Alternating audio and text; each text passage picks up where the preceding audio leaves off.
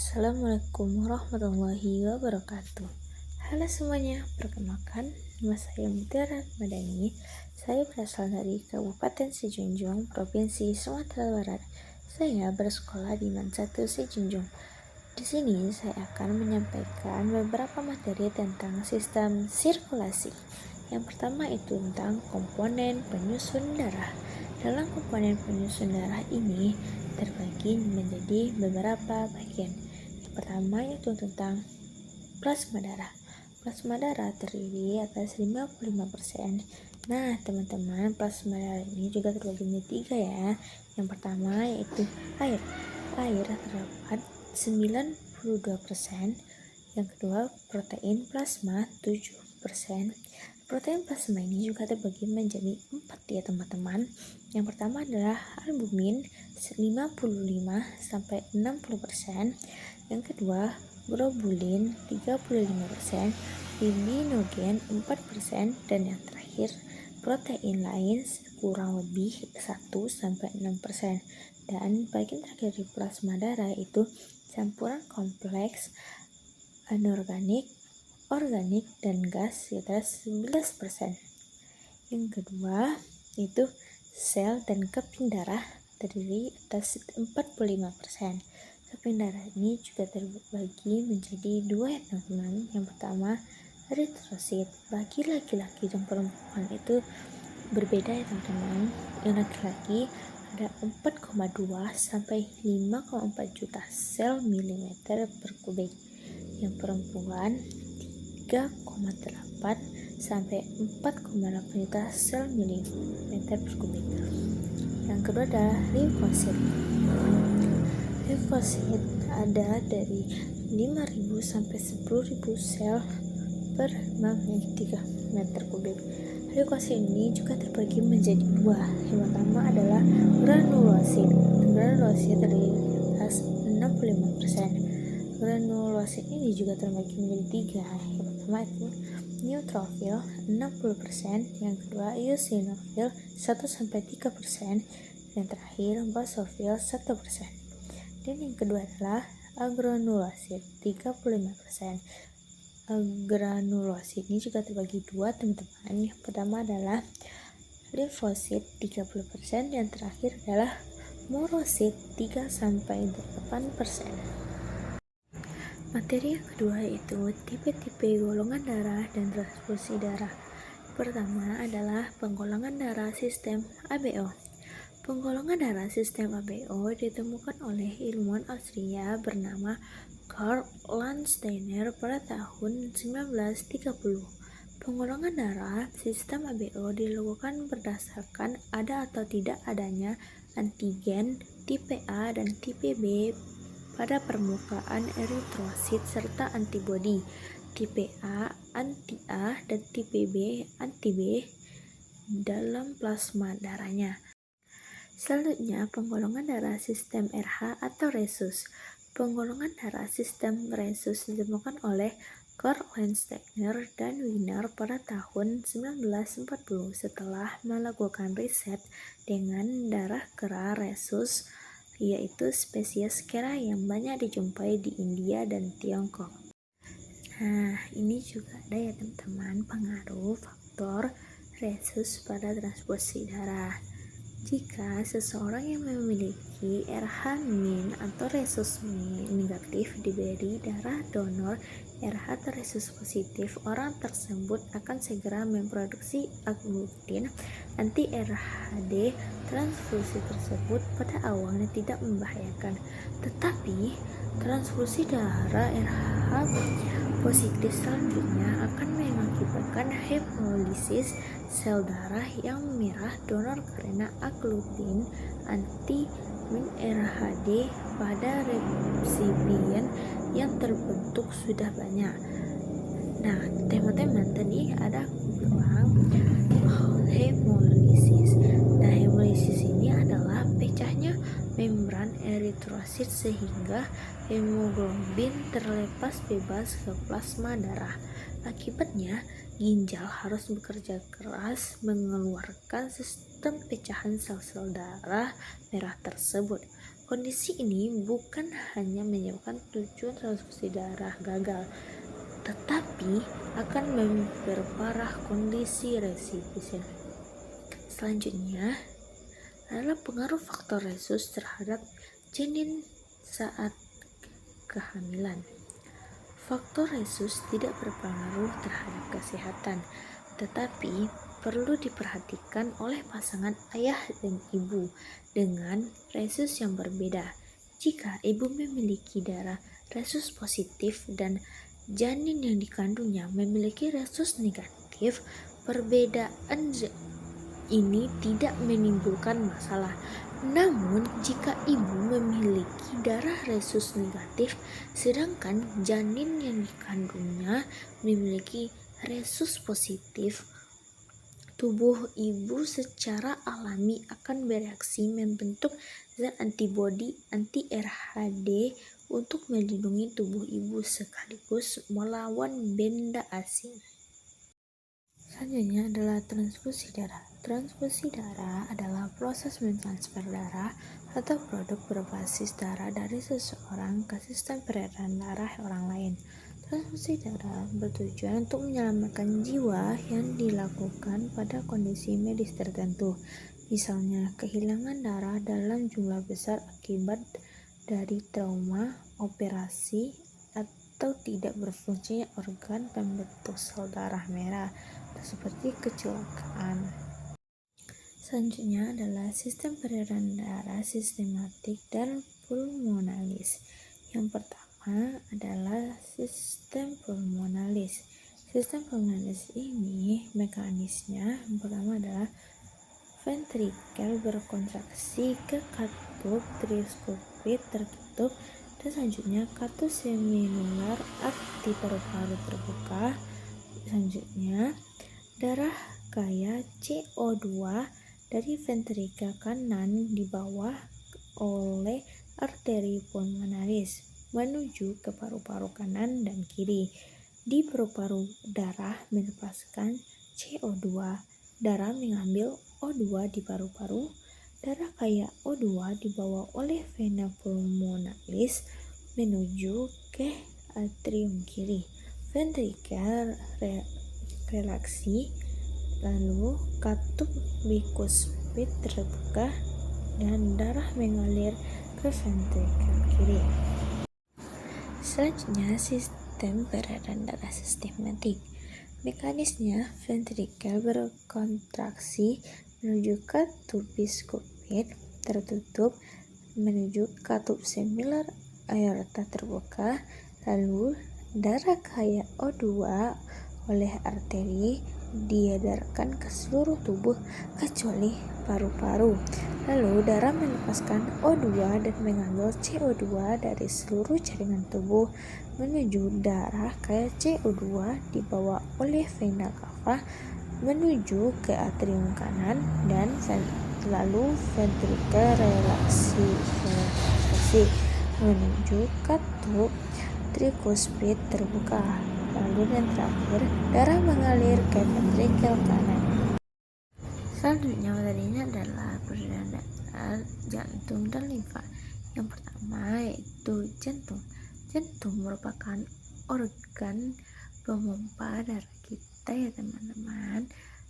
Nah, jantung ini juga memiliki dinding jantung. Dinding jantung terdiri atas 3 lapisan. Yang pertama yaitu epikardium. Epikardium merupakan bagian luar yang menutup permukaan jantung dan tersusun dari lapisan sel-sel mesotelium yang berada di atas jaringan ikat.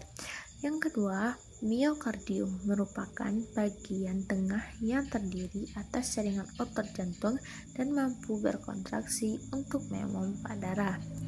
Yang ketiga itu endokardium. Endokardium merupakan bagian dalam yang tersusun dari lapisan endotelium. Endokardium melapisi jantung, katup, dan berhubungan dengan lapisan endotelium pembuluh darah yang memasuki dan meninggalkan jantung. Nah, jantung juga memiliki 4 ruangan. Yang pertama itu atrium. atrium kanan dan kiri dipisahkan oleh septum interarterial. Namun, di antara atrium kanan dan atrium kiri janin terdapat lubang yang disebut dengan foramen ovale. Yang kedua yaitu ventrikel. Ventrikel kanan dan kiri dipisahkan oleh septum interventrikular. Ventrikel berdinding tebal sehingga mampu mendorong darah keluar dari jantung menuju arteri yang membawa darah meninggalkan jantung. Yang ketiga, katup jantung. Katup jantung ini juga terdiri menjadi dua. Yang pertama yaitu katup tricuspid. Yang kedua, katup bicuspid atau katup mitral. Selanjutnya adalah sistem limfa atau organ limfa. Fungsi sistem limfa yang pertama itu mengembalikan kelebihan cairan jaringan. Yang kedua, mengendalikan kualitas aliran cairan jaringan dengan cara menyaringnya melalui nodus limfa sebelum dikembalikan ke sistem sirkulasi. Selanjutnya, mengeluarkan zat-zat toksin dan debris sel yang rusak dari jaringan setelah terjadi infeksi atau kerusakan jaringan. Sistem limfa juga terdiri atas organ yang memproduksi dan menyimpan limfa, pembuluh limfa, dan cairan limfa. Yang pertama adalah organ limfa.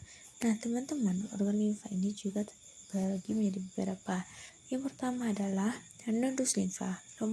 Nodus limfa merupakan struktur berbentuk oval menyerupai bentuk buncis berukuran 1-20 mm, tersusun dari jumlah pembuluh limfa serta memiliki fungsi menyaring dan menghancurkan partikel asing, contohnya seperti bakteri, agar tidak menyebar ke jaringan tubuh. Yang kedua adalah kelenjar timus. Kelenjar timus merupakan kelenjar yang terletak di dada, berwarna kemerahan, terdiri atas dua lobus, dan berperan dalam sistem kekebalan karena memproduksi limfet T. Pada bayi baru lahir, timus berukuran sangat kecil dengan berat sekitar 10 gram. Bertambahnya usia dan juga bertambah juga ukurannya, sehingga ukuran dari 10 kg bisa menjadi 30-4 gram pada masa remaja, kemudian akan mengecil lagi. Selanjutnya adalah kelenjar amandel atau tonsil.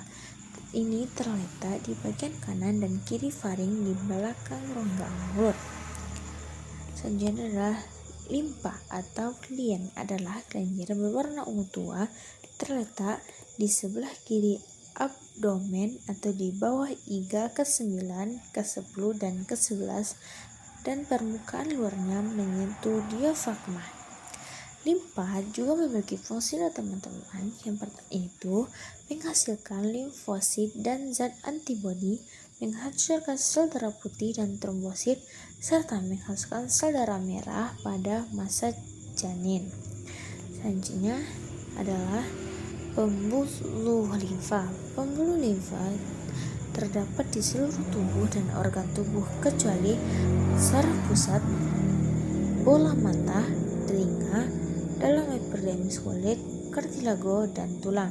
Pembuluh limfa berupa vena kecil yang memiliki banyak katup serta berdinding transparan dan sangat permeabel sehingga partikel yang berukuran sangat besar dapat masuk ke jaringan.